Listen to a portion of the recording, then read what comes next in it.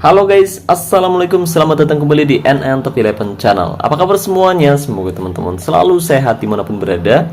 Hari ini saya akan mencoba taktik, strategi, dan formasi 3-1-3-3 Tiki Taka.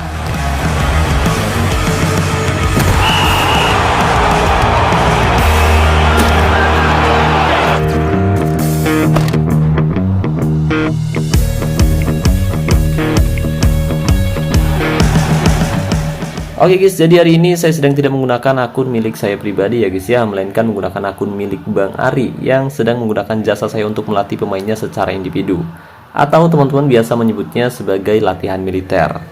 Tapi sebelum saya membahas lebih jauh, saya mau mengucapkan selamat untuk timnas Indonesia yang bermain luar biasa di babak kualifikasi Piala Dunia menghadapi Arab Saudi dan juga Australia. Ya, meskipun dalam dua pertandingan tersebut Indonesia hanya bisa meraih hasil seri, tapi setidaknya timnas Indonesia bermain sangat luar biasa hingga membuat lawan-lawannya frustasi sepanjang laga. Dan saya harap semoga timnas Indonesia bisa lolos ke Piala Dunia 2026 nantinya guys. Amin ya Allah. Selain itu saya juga ucapkan selamat nih buat timnas Malaysia yang baru saja sukses meraih gelar juara di Piala Merdeka Cup kalau nggak salah, setelah menundukkan Lebanon dengan skor tipis 1-0. Ya, Harimau Malaya bermain sangat baik hingga bisa meraih prestasi yang sangat istimewa. Oke guys, jadi hari ini saya akan uji coba taktik, strategi, dan formasi yang diterapkan oleh Bang Ari musim ini, yaitu formasi 3-1-3-3 Tiki Taka. Nah, formasi ini sempat membawa timnya Bang Ari meraih kesuksesan di musim ke-184, atau lebih tepatnya 3 musim yang lalu, dimana saat itu Bang Ari berhasil meraih quadruple guys. Dan setelah musim lalu Bang Ari hanya bisa meraih trofi Liga, musim ini rencananya Bang Ari memang punya mimpi besar, yaitu kembali meraih quadruple. Nah, agar mimpi tersebut bisa menjadi kenyataan, Bang Ari akhirnya memutuskan untuk memperkuat timnya dengan melatih pemainnya secara individu, yaitu Ragnar Ortmangun yang sudah terlihat punya prospek cerah dan punya talenta bagus untuk jangka panjang guys. Jadi saya harap semoga pemain yang baru saya latih hari ini bisa memberikan kontribusi apik, dan semoga di akhir musim nanti Ragnar Ortmangun bisa membawa timnya Bang Ari pulang meraih trofi. Oke guys, jadi untuk menentukan taktik, strategi, dan formasi ini bagus atau tidak, hari ini saya akan melakukan lagu uji coba menghadapi tim yang nantinya bakal menjadi pesaing berat timnya Bang Ari di Liga, yaitu Elipsina FC, tim asal Yunani. Ya, tim ini punya kans menjaga langkah timnya Bang Ari di Liga musim ini guys. Terlebih mereka punya kualitas tim maupun individu yang cukup bagus. Bahkan mereka punya penyerang yang sangat tajam, dan itu terbukti dari catatan gol yang sudah mereka cetak di Liga, di mana mereka berhasil mengemas 10 gol dalam satu pertandingan terakhir guys. Mantap, tajam banget ya guys ya. Nah, kali ini saya akan mencoba menantang rival terberatnya Bang Ari, yaitu Elipsina FC, tim asal Yunani. Sekalian pesaing war, biar manajer lawan tahu nih tim yang akan mereka hadapi seperti apa. Dan jika kita mampu mengalahkan mereka, tentu saya rasa mereka akan sangat berhati-hati ketika saling berhadapan di pertemuan pertama nanti guys. Oke, jadi ini adalah formasi yang digunakan oleh Bang Ari ketika berhasil meraih quadruple 3 musim yang lalu, yaitu formasi 3-1-3-3. Nah, untuk taktiknya sendiri, kali ini saya akan mencoba menerapkan taktik dengan mental tim menyerang, fokus umpan perpaduan, gaya umpan pendek, dan serangan balik mati. Nah, alasan saya menonaktifkan serangan balik yaitu agar nanti tim kita bisa lebih fokus menguasai bola. Sementara jika jebakan offside nyala, itu berarti kita akan membuat tim kita lebih banyak mengorbankan penguasaan bola. Jadi agar strategi tiki takanya bisa lebih efektif, kita nonaktifkan saja serangan baliknya ya guys ya. Kemudian untuk gaya tekanan rendah, nah tujuannya yaitu agar pemain kita tidak cepat lelah saat pertandingan. Jadi kalau saya biasanya akan menggunakan gaya tekanan tinggi itu di babak kedua, ketika pemain lawan sudah mulai kelelahan, dan kita akan bermain lebih agresif, kita akan lebih menekan lini pertahanan lawan, dan saya rasa mungkin itu bisa membuat mereka semakin kewalahan. Gaya tackle mudah, gaya penjagaan jaga daerah tertentu, dan jebakan offside nyala. Oke, jadi itu adalah taktik yang akan saya terapkan kali ini guys. Tapi perlu diingat, taktik, strategi maupun formasi bisa saja berubah sewaktu-waktu tergantung situasi di setiap pertandingannya guys. Oh ya, agar strategi tiki taka ini bisa lebih efektif, jadi usahakan kita harus menempatkan pemain-pemain sedikit berdekatan guys. Tujuannya yaitu agar nanti jarak antar pemain tidak terlalu berjauhan dan pemain bisa mengalirkan bola dengan lebih leluasa tanpa takut dipotong oleh pemain lawan. Selain itu, strategi tiki taka juga akan lebih efektif jika kita minimal memiliki satu pemain tengah yang kreatif, punya passing dan juga penempatan posisi yang baik. Tujuannya yaitu untuk mengatur tempo permainan di area tengah dan memberikan suplai bola yang tak terduga ke lini pertahanan lawan kita nantinya guys. Tapi berhubung Bang Ari tidak memiliki pemain tengah yang kreatif, jadi nanti kita coba andalkan kedua penyerang sayap kreatif untuk membongkar lini pertahanan lawan saat pertandingan ya guys ya. Nah, karena Bang Ari dan timnya nggak punya pemain tengah yang kreatif, biasanya itu akan membuat permainan tim kita di area tengah menjadi kurang efektif atau kurang efisien, dan biasanya akan banyak umpan yang mudah dipotong atau direbut dengan mudah oleh pemain tengah lawan guys. Dan jika itu terjadi, tidak menutup kemungkinan tim lawan akan memanfaatkan situasi tersebut untuk mencetak gol melalui skema serangan balik cepat guys. Tapi untuk lebih jelasnya, let's go, mari kita simak jalannya pertandingan antara Indonesia versus Elipsina FC, tim asal Yunani di laga uji coba taktik, strategi, dan formasi di awal musim ini. Tapi sebelum pertandingan berlangsung, mari kita ngopi biar kita hoki.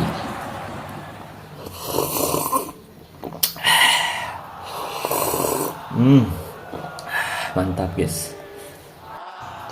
Oke guys, dan kick off babak pertama sudah berlangsung. Mari kita lihat pertandingan antara Indonesia versus Elipsina FC di laga uji coba kali ini.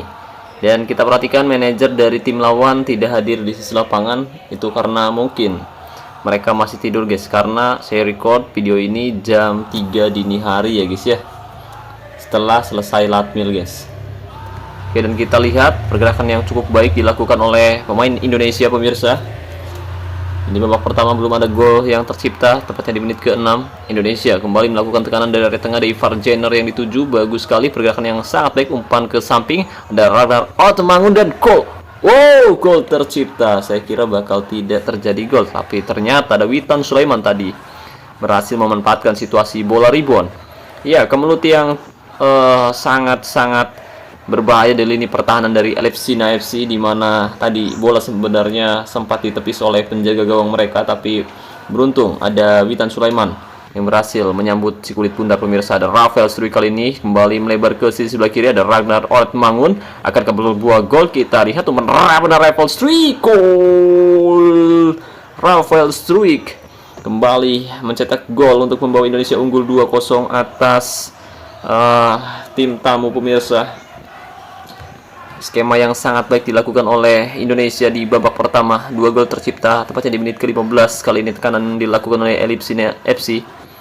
Umpan pendek pada Brown akan ke berbuah gol. Pergerakan yang sangat baik. Etele Ambasa berbahaya langsung saja, tapi Kausaris tandukannya masih melambung keluar lapangan dan hanya menghasilkan tendangan gawang untuk Indonesia pemirsa. Penurunan performa terlihat dari Elipsina FC yang menerapkan skema formasi 4-3-1-2.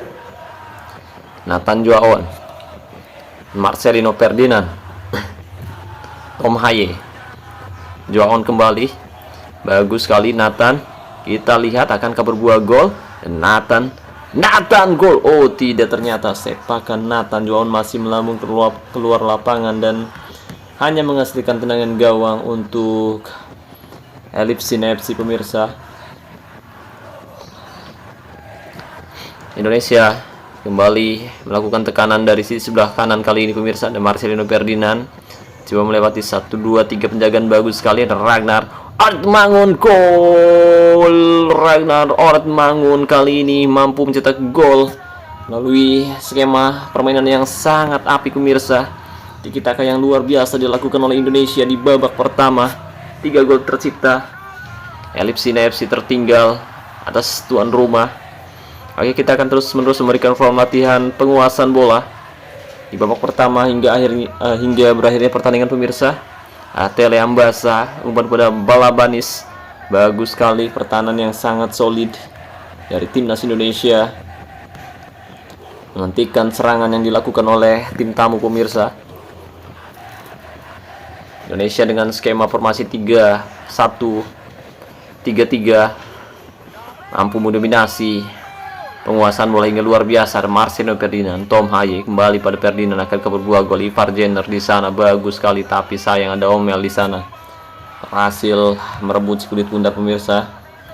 Serangan Indonesia gagal. Tom Haye, Witan Sulaiman, pada Ferdinand, Ivar Jenner. Jelas sebuah pelanggaran keras dilakukan oleh pemain Elefsina FC. Kartu kuning diberikan. Tendangan bebas akan dilakukan kali ini. Rafael Struijk mengambil kulit bundar, rancang-rancang, tembak saja dan gol.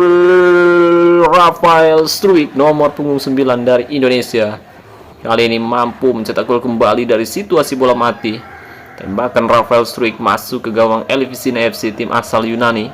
Skor 4-0 di babak pertama, tepatnya di menit 42 pemirsa. Jaijes, Justin Hubner, dan Nathan kali ini. Ivar Jenner kembali pada Nathan Joaon. Ragnar Ortmangun, umpan ke tengah Ferdinand yang dituju, tembak saja, terlalu terburu-buru. Sepakan Marcelino Ferdinand berhasil diamankan.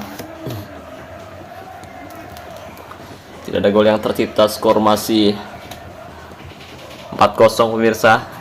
Paruh waktu, Indonesia memimpin atas tim tamu di laga uji coba awal musim ini, di mana kali ini kita menerapkan sebuah formasi 3-1-3-3. Ya, ini adalah line up dari Indonesia.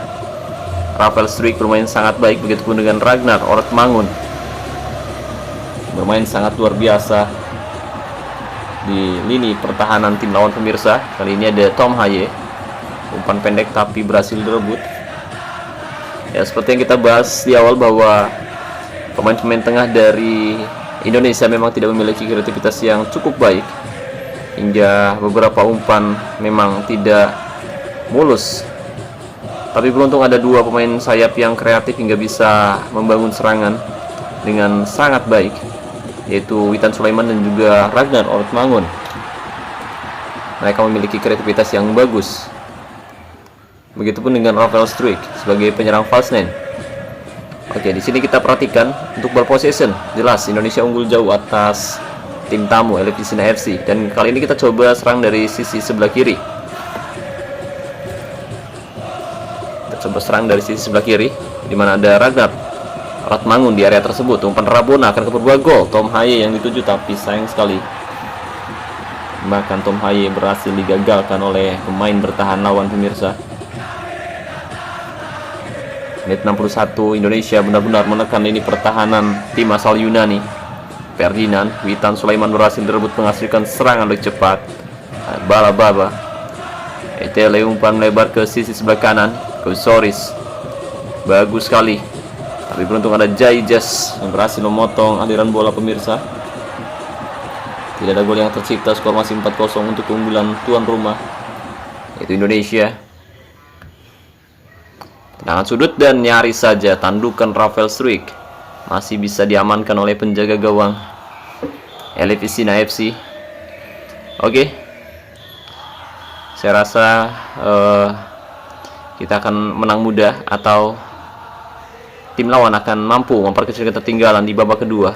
Ivar Jenner lagi-lagi mencoba melakukan tembakan yang tidak berarti. Sepakan Ivar Jenner masih bisa diblok dengan cukup baik oleh pemain dari Elefsina FC. Witan Sulaiman, bagus sekali, skill yang sangat baik. Umpan Rafael Struijk, Struijk melewat penjagaan, bagus sekali Rafael Struijk, gol. Rafael Struijk kali ini mampu mencetak gol kembali lewat sepakan dari luar kotak penalti pemirsa. Skor kembali tercipta. Indonesia unggul 5-0 atas Elefsina FC, tim asal Yunani. Tapi masih belum cukup puas Indonesia. Mereka mencoba membangun serangan. Tom Haye kali ini berhasil direbut dan tidak berbuah gol kali ini. Oke. Sekarang kita coba serang dari tengah. Dan untuk mental tim kembali kita ubah ke menyerang. Yukulka, Teleambasa berbahaya, kita lihat dan nyaris saja berbuah gol. Upaya yang sangat baik dari Etele, tapi sayang tembakan Etele masih membentur tiang gawang pemirsa. Oke, kita akan terus-menerus memberikan form latihan penguasaan bola sejak menit awal hingga berakhirnya pertandingan. Kita lihat lagi-lagi serangan Indonesia berhasil dimentahkan dan menghasilkan serangan baik cepat. The John Brown kan berbuah gol. Kita lihat umpan yang sangat baik Teleambasa sendirian di sana, tembak saja, tapi beruntung ada Martin Paes yang berhasil mengagalkan satu peluang emas yang didapatkan oleh Elefsina FC. Dan mereka berusaha keras dan berupaya untuk mencetak gol di penghujung babak kedua pemirsa. Nathan Joaon, tapi sayang sekali bukan sebuah pelanggaran. Menit 89 dan tidak ada lagi waktu yang tersisa. Indonesia berhasil mengalahkan Elefsina FC, tim asal Yunani, dengan skor telak 5-0 di laga uji coba taktik, strategi, dan formasi di awal musim ini pemirsa. Dan ya, kita bisa perhatikan di sini untuk ball possession, Indonesia unggul jauh atas Elefsina FC 68-32%, dan strategi tekannya hampir berjalan sempurna. Tapi sayang sekali ada beberapa peluang tadi yang memang tidak mampu dimaksimalkan dengan baik, terutama di area tengah. Beberapa umpan dengan sangat mudah dipotong oleh tim lawan pemirsa. Umpan-umpan yang tidak efektif karena kurangnya kreativitas di area tengah yang membuat permainan di tengah menjadi kurang efisien. Dan dari total tembakan di sini kita perhatikan Indonesia melakukan lebih banyak percobaan tembakan, total 19 kali percobaan tembakan, 10 tepat sasaran dan 5 diantaranya berbuah gol, sementara Elefsina hanya bisa melakukan 6 kali percobaan tembakan, 2 tepat sasaran dan tidak berbuah gol. Untuk shot efisiensi Indonesia lebih unggul 50% berbanding 0. Oke, untuk man of the match yaitu pada Rafael Struijk. Dia bermain sangat luar biasa di posisi striker, didukung oleh dua pemain kreatif, dua pemain sayap kreatif, yaitu Ragnar Ortmangun dan juga Witan Sulaiman. Mereka bermain sangat luar biasa di posisi terbaiknya pemirsa. Sementara Ivar Jenner juga bermain cukup baik di posisi gelandang bertahan. Ya, Nathan Joaon memang tidak memiliki kreativitas yang cukup baik di angka 128. Sementara Tom Haye juga sama di sini, 122 kreativitasnya. Ferdinand juga sama, 124. Sementara Ivar Jenner 86. Jadi kurangnya kreativitas di area tengah membuat permainan di tengah kurang begitu maksimal. Sementara pemainan dari area sayap, di mana Ragnar Ortmangun memberikan satu umpan kunci, kemudian satu assist dan satu gol. Dia adalah pemain yang luar biasa. Sementara Rafael Struijk berhasil mencetak 3 gol atau hat-trick di laga uji coba kali ini. Ya, saya rasa manajer lawan tentu akan sangat mempertimbangkan lawan dari Indonesia, timnya Bang Ari. Saya rasa ada kemungkinan meraih gelar juara andaikan nanti tim lawan tidak memperkuat timnya. Sementara jika mereka memperkuat tim dan melatih pemain secara individu, saya rasa pertandingan atau persaingan di Liga musim ini akan cukup sulit pemirsa. Martin Paes juga bermain sangat luar biasa di bawah mister gawang Indonesia. Dia adalah salah satu pemain yang punya potensi bagus untuk bertahan untuk jangka yang lama. Ya, di sini memang manajer lawan tidak hadir di sisi lapangan karena memang untuk laga uji coba kali ini dadakan banget ya guys ya, dadakan banget. Dan ini adalah gol pertama dari Witan Sulaiman ya, melalui skema yang cukup baik, pergerakan yang sangat apik dari Ivar Jenner, kemudian memberikan umpan pada Ragnar Ortmangun yang tadi sebenarnya berhasil disambut dengan baik oleh Rafael Struijk, tapi masih bisa ditepis. Dan beruntung kita lihat penempatan posisi yang sangat baik dari Witan Sulaiman dan berhasil menyelesaikan tugasnya dengan sangat luar biasa, mencetak gol pertama ke gawang Elefsina FC pemirsa.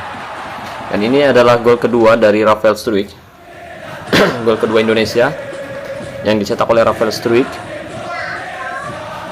Memang skemanya cukup baik. Di sini kita lihat Rafael Struijk memberikan umpan pada Olet Mangun.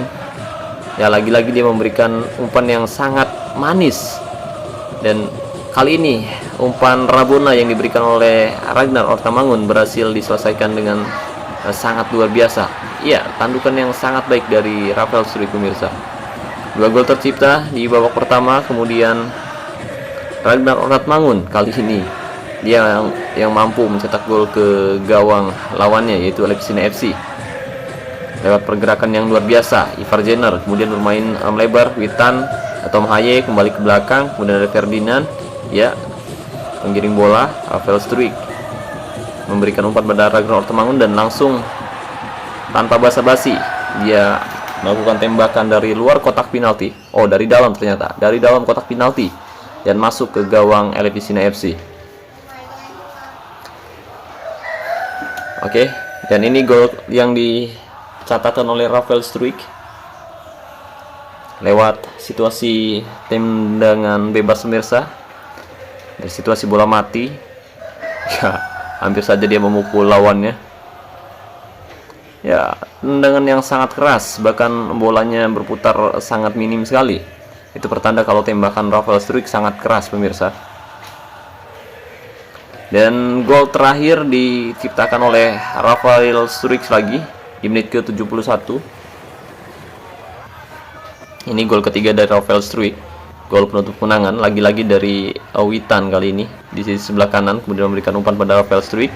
Dia adalah penyerang false nine dan memiliki skill dribble, kreativitas, penyelesaian yang sangat mumpuni. Jadi ketika dia mendapatkan peluang yang sangat baik, dia tidak segan-segan untuk melakukan tembakan.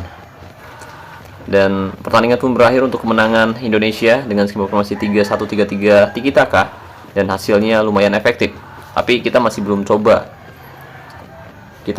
menghadapi tim yang punya kualitas lebih tinggi daripada lawan atau daripada rival beratnya Bang Ari di Liga musim ini. Oke guys, jadi mungkin itu saja yang bisa saya bahas kali ini. Terima kasih banyak buat teman-teman yang telah menonton video ini sampai selesai. Semoga pembahasannya bermanfaat.